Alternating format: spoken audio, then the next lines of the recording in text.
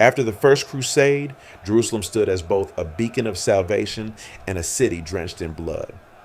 The Holy War had ended, yet danger ruled every road that led to the sacred city. Pilgrims from across Europe traveled thousands of miles to kneel at the tomb of Christ, but many vanished in the wilderness, robbed, enslaved, or left to die beneath the burning sun. The Holy Land was not a sanctuary. It was a test of faith. Among the Crusaders who remained, one knight saw a purpose beyond the sword of conquest. His name was Hugh de Payon. Together with 8 companions, he vowed to protect those who could not fight, to turn their blades from killing to guarding. They called themselves the poor fellow soldiers of Christ and of the Temple of Solomon, the Knights Templar. The King of Jerusalem granted them quarters within the ruins of Solomon's temple, a place already heavy with legend. It was said that beneath its stones slept the secrets of God, the lost treasures of the Israelites, the Ark of the Covenant, and knowledge written in fire. At night, the 9 knights dug in silence beneath the ancient walls, guided by whispers of faith and forbidden curiosity. Some claimed they found relics that glowed in the dark. Others said they uncovered words that could make or unmake empires. When they emerged from those chambers, something had changed. Their eyes held the weight of revelation. The poor knights soon became an order unlike any the world had seen. Their rules were strict: no gold, no comfort, no fear. Yet they grew rich not in coin, but in power. Their white mantles bore a red cross, a symbol of sacrifice and purity, but also of blood willingly shed. The church blessed their mission. Kings granted them land, and pilgrims, hearing tales of the warrior monks of Christ, followed their protection as if it were divine. In less than a generation, the Templars transformed from 9 men into an army of thousands, soldiers, builders, bankers, and mystics. But in the silence of their prayers and the darkness beneath the temple, a question lingered. What did they truly find? Some said they carried a secret that could change the church forever, a truth so powerful that it was better buried than spoken. And so began the rise of the order that would one day rule kingdoms, defy popes, and die for a secret only they understood. A century after their humble beginning, the Knights Templar had become the most formidable force in Christendom. Their castles rose like white fortresses from the sands of Palestine to the green hills of France. They commanded fleets, trained armies, and answered to no crown. Only the Pope himself could command them, and even he began to fear their reach. They were not only warriors. The Templars had built the first true financial network of the medieval world. Pilgrims could deposit gold in Paris and withdraw it safely in Jerusalem, using secret codes and seals known only to the order. Their system was so vast that kings borrowed from them, and soon found themselves indebted to the men they once called monks. Across Europe, their red cross became a symbol of both salvation and dread. Their discipline was unbreakable. They rode into battle in silence, their ranks moving as one body, one will. Chronicles told of moments when an army of thousands trembled before a single Templar charge, believing God himself rode with him. But with power came shadows. The order no longer fought only for faith. They guarded something unseen, something whispered about in taverns and cathedrals alike. Some said they protected the Holy Grail, others that they worshipped a severed head called Baphomet, a relic that spoke in prophecy and flame. King Philip IV of France, drowning in debt, looked upon the Templars not as holy knights but as rivals. Their temples were stronger than his treasury, their loyalty bound only to their own Grandmaster. The king's envy turned to fear, and fear to hatred. In secret councils, he began to plan their destruction. Meanwhile, inside the fortified commanderies of the order, the Grandmaster sensed that the tide of Europe was changing. The Crusades were ending, Jerusalem was lost, and faith itself was beginning to fracture. Yet the Templars held to their secret, guarding it as kingdoms rose and fell around them. For the world saw them as knights of God, but the truth they carried would soon make them enemies of all men. Friday, October 13th, 1307. Before dawn, the bells of Paris rang with a sound not of prayer, but betrayal. Across France, hundreds of knights were seized by the king's soldiers. Their commanderies were stormed, their treasures confiscated, their brothers chained like criminals. The most powerful order in Christendom had fallen overnight. King Philip's accusations were unholy and deliberate. Worship of idols, blasphemy, heresy, and dark rituals in the name of false gods. Under the cold stone arches of the temple, inquisitors prepared the instruments of confession. The screams that followed were said to echo for miles. One by one, the knights broke under torture, signing papers that condemned their own souls. But among them, whispers spread that the true leaders of the order had escaped before the arrests, carrying the greatest relics of the temple east and west. Some spoke of ships that vanished from La Rochelle, sailing into the fog. Others told of riders disappearing into the Scottish Highlands, where no king ruled.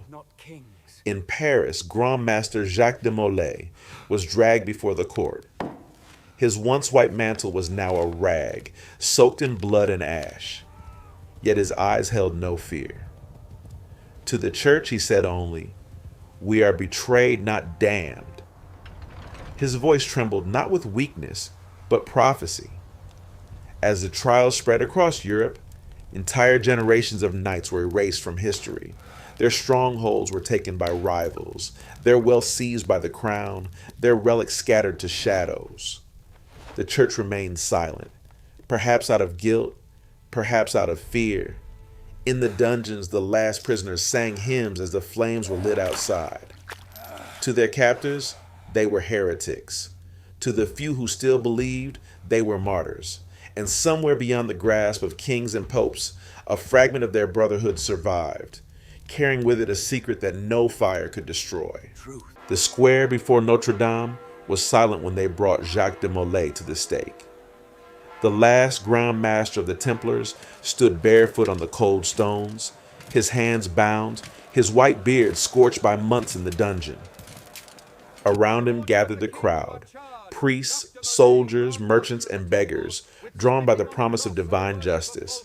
Yet what they saw was not a heretic, but a man betrayed by the very faith he had sworn to serve. The inquisitors read the sentence. Molay's crimes were endless, his defense meaningless.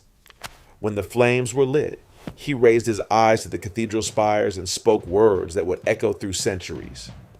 He called upon Pope Clement and King Philip to appear before the judgment of God within a year.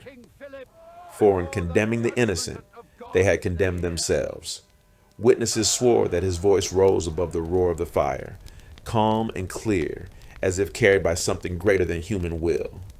Weeks later, the Pope fell ill and died in agony. Before the year's end, Philip too was dead, his body twisted, his dynasty cursed. The people of France whispered that the Grandmaster's spirit had risen from the ashes to claim them. Some even said that the wind carried his last words through the streets. All is judged. But the curse was more than vengeance. It was the unraveling of an age. With the fall of the Templars, the unity of Christendom fractured.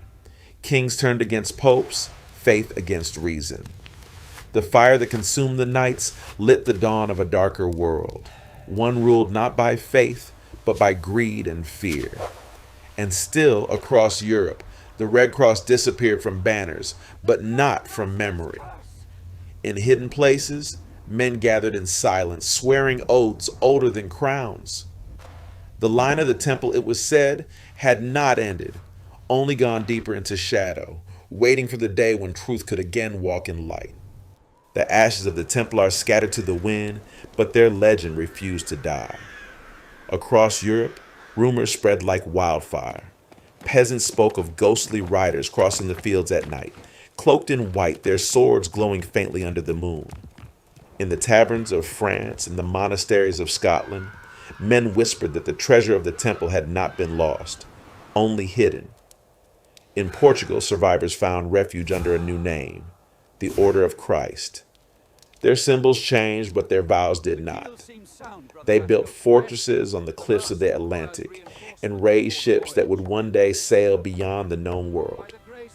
Centuries later, explorers who carried the Red Cross on their sails reached lands no map had ever shown. And some historians would later ask, was it coincidence or destiny that the spirit of the Templars guided the birth of empires? In Scotland, legends tell of knights who fought beside Robert the Bruce at Bannockburn, wearing no heraldry, taking no reward. When the battle was won, they vanished into the mist, guardians of a truth too dangerous to reveal. Beneath Rosslyn Chapel, carved in stone, are the symbols of the temple, the grail, and the stars. To some it is merely art. To others, a map left by men who knew where the light of God truly burned. What was this secret they carried through fire and death? Some say it was the grail itself, not a cup, but a knowledge. The idea that divinity lives not in relics or churches, but within human spirit. Others believe they found scrolls buried beneath the Temple of Solomon, ancient writings that told a different story of Christ, a truth that could shake the foundations of the church. Whatever it was, it made them powerful enough to threaten kings and dangerous enough to be erased. Yet even the sword of the Inquisition could not destroy an idea. Through centuries, their symbols reappeared. In the crests of nobles, in the architecture of cathedrals, in the rituals of secret brotherhoods. The Freemasons, the Rosicrucians, the invisible orders of Europe, all claimed fragments of Templar legacy, as if drawn to a light that still flickered beneath the ashes. Today, their Red Cross endures, carved on ancient stones, painted in hidden chapels, etched into memory. The Templars no longer ride through battlefields, but their story remains a mirror of humanity's hunger for truth, power, and salvation. They rose from faith, fell through greed, and left behind a question no war could answer. Perhaps their greatest treasure was never gold, nor relic, nor scripture, but the conviction that knowledge itself is sacred. A flame that passes from age to age, from knight to seeker, refusing to die. And in that light, somewhere in the silence of time, the temple still stands,